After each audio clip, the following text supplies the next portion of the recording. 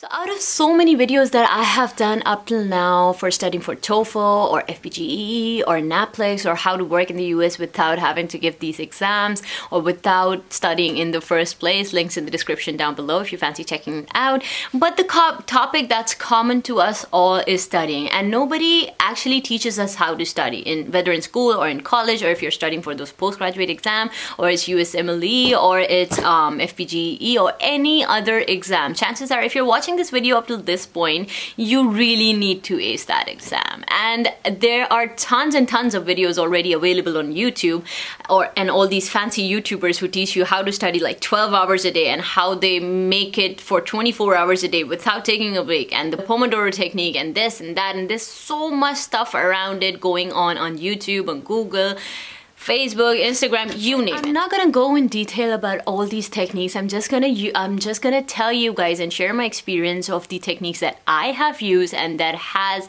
earned me good grades or made the odds go in my favor. And I'm not saying that the odds have been in my favor always. If you know, you know.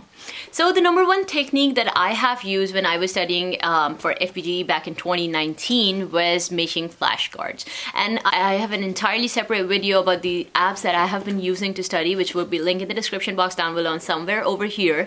But the best way to retain information in my head at that point in time that I realized was making flashcards. So I would literally put down all my notes and all the important information and interpret this into an app called Anki, and I would just make flashcards, and every night before bed I would just try to go through those flashcards. So I would try to answer the flashcard in my head and then move on to the next one. And this way I was able to retain so much information at the end of the day that I believe helped me pass my first FPGE. The second method that I used was making spider diagrams, and this has been the most time consuming of all the methods that I have been using, but the most efficient in all the ways possible. So I would try to revise each topic, and then I would just close the book and try to write down every single thing that I could possibly remember for that specific topic. So let's say I'm revising respiratory system at the moment. I would just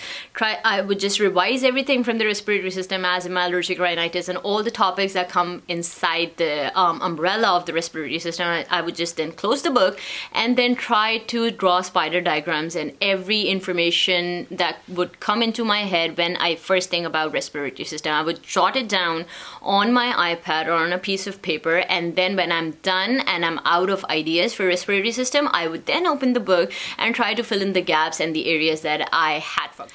And it was time consuming because you could have easily revised one topic and then just go ahead and retest yourself. But I believe spending an extra hour or so on drawing these spider diagrams made information retained in my head for the long term. And this is something that I highly regret for not doing in NAPLEX, because NAPLEX was more of a clinical side exam and I had tons and tons of topics to revise in NAPLEX. Maybe I believe there were more than 100 or 150 topics, and it wasn't easy and it wasn't time efficient at the time to draw spider diagrams for each topic and then test yourself, because the testing itself would take like 2 hours, and then the videos were like an hour or so long, and then the theory, and then if I opt on drawing these spider diagrams, it would additionally take me like 2-3 hours more, and I was a mom at that point in time, and I honestly didn't have the time to do that. And I believe as a result of it, I ended up failing NAPLEX, and links in the description down below why I failed the exam. But now that I'm studying for NAPLEX once again, I'm trying to incorporate this spider diagram method into my study routine, just to make sure that I'm retaining as much information as possible in my head for a specific topic.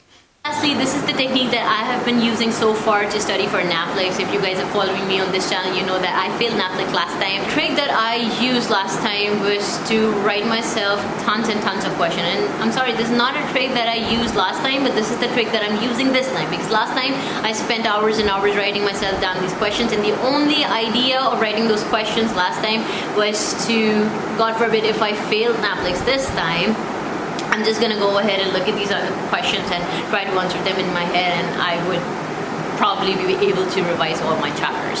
And And these questions, mind you, have literally every bit of information that was present in my notes, at least every bit of information that is important for you to study for NAPLEX within my notes. So the idea over here is to just revise these questions. There are like around 500, 600 some questions, and every night I would just lay down in my bed and try to revise these questions. The idea is to not look at the answers yet and just read the questions and try to answer the question in my head, and if I manage on answering it nicely, that's fine, that's good. But if, God forbid, I'm not been able to answer that question properly, I would just look at the answer and then move on. And this way, I'm putting the cognitive cells in my brain to action. I'm putting active recall in action, and I'm also putting spaced repetition in action, because once I'm like finished reading like around 100 questions or maybe 50 questions, I would then revise like 25 questions from the beginning, and then I would start from 25 questions from the bottom. And this is the way I'm practicing active recall. So the 3 techniques that I have been using to pass exams all these years, other than rereading, highlighting, and taking notes and summarizing your notes into more small summaries. So if there are any other techniques that you guys have been using, please don't forget to leave a comment down below. And if this video provided you any value, please don't forget to hit the like button and subscribe to my channel, and follow me on Instagram. That's MedNerdygram. I would be more than happy to reply to your DMs over there. And thank you very much for watching. I'll see you guys again next time. Peace.